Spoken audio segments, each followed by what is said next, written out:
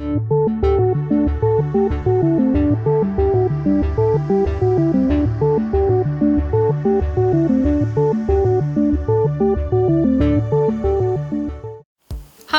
welcome to Gender Analysis. As trans people, we're often asked how we would know what it's like to be our gender. Trans women are expected to explain how we know what it's like to be a woman. Trans men are asked how they know that they're men. At first glance, this might seem like a simple enough question. What is it about our experiences that aligns with womanhood or manhood? But this line of inquiry, innocent as it may be, runs parallel to scrutiny and invalidation. And when you break this question down, it doesn't really make any sense.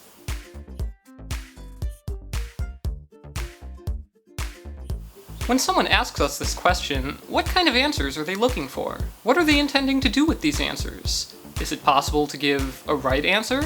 This approach of interrogation tinged with doubt and judgment seems to show up pretty often. In the last episode, I explained how the commonplace usage of fixed biological reference points to define trans people as forever female or male is inconsistent to the point of being unjustifiable. Afterwards, I was often asked, so what does it mean to be a woman? Or what makes someone a man? The problem, as you might have gathered from the previous video, is that this is complicated. There isn't an easy checklist that you can go through to verify someone's gender. And more importantly, why even try? When you ask these questions, are you going to use our answers to fight for us? Or as an excuse not to? It turns out that many are looking for exactly that excuse. When trans children come out as girls or boys, they're often met with the most bizarre objections. From conservatives who lazily retort, "Oh, well, some kids want to be fire trucks when they grow up," and so-called ethicists who blather about children who like to pretend to be train engines.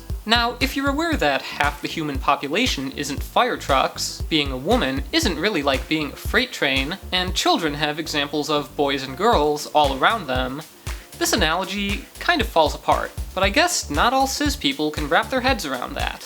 On the other end, when trans people come out in adulthood, they're told things like, how would she know what it's like to be a woman after living as a man for 65 years? The elegance of this argument is that it can be wielded against any of us at any time. If we come out at 50 or 20 or 5, we can be told we lack that experience of living as our gender. But that's the very point of transitioning. We want to acquire that experience and immerse ourselves in it for the remainder of our lives. And when you refuse to treat trans people as their gender, you're denying them the very experience that you're demanding from them. It's a self-fulfilling bigotry.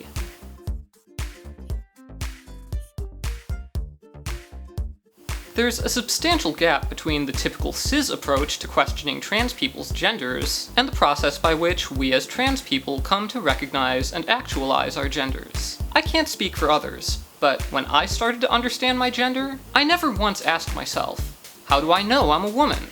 What does it mean to be a woman? All of that was too abstract and disconnected to help me figure out who I am in any practical way. Implicitly, these questions refer to cis women, treating them as a definitive standard of womanhood. I wouldn't know what it's like to be a cis woman. Not in totality, because I'm not one, and I never will be. I can share experiences with them, just as any of us can share experiences with anyone else. But when those who position themselves as the judges of our genders don't have a complete sense of our experiences, and are never really clear on the degree of similarity they expect from us, this is just a recipe for arbitrarily dismissing and invalidating who we are. They don't quite know what the must-have criterion for womanhood actually is. They're just set on believing we don't have it. It would be foolish to assume that my chosen affiliation with womanhood was based on my ability to meet that confrontational standard, whatever it may be. That doesn't help us.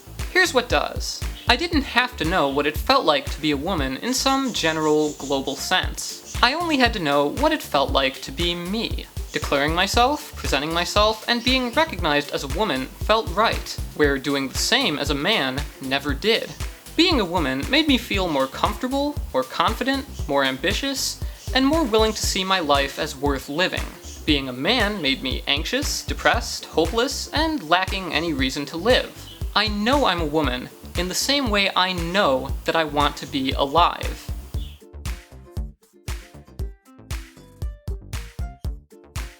So, how would we know what it's like to be a cis person? How about this? How would cis people know what it's like to be us? If If we're going to start using supposed personal familiarity with others' experiences to authenticate or invalidate their gender, this can easily be turned on its head. Who knows more about their gender, what it is, and how it works, than someone who had to build theirs from the ground up in the face of ongoing assault, and then defend it on all fronts from those who try to take it away? Who knows more about what it's like to have a gender than somebody who spent years searching far and wide until they found what was right for them, and cherishes it more than anything? We know that our gender makes things so much better for us that losing everything else is still worth it. And we know that going without our gender is so unacceptable that nothing else could make it worth it. Cis people have never had to make these difficult choices just to keep their hard-won gender. They may never even have had to contemplate the possibility. But we have, and we know what it's like. So what if we hold the keys to the one true gender, and you'll never know? I'm Zinnia Jones. Thanks for watching, and tune in next time for more gender analysis.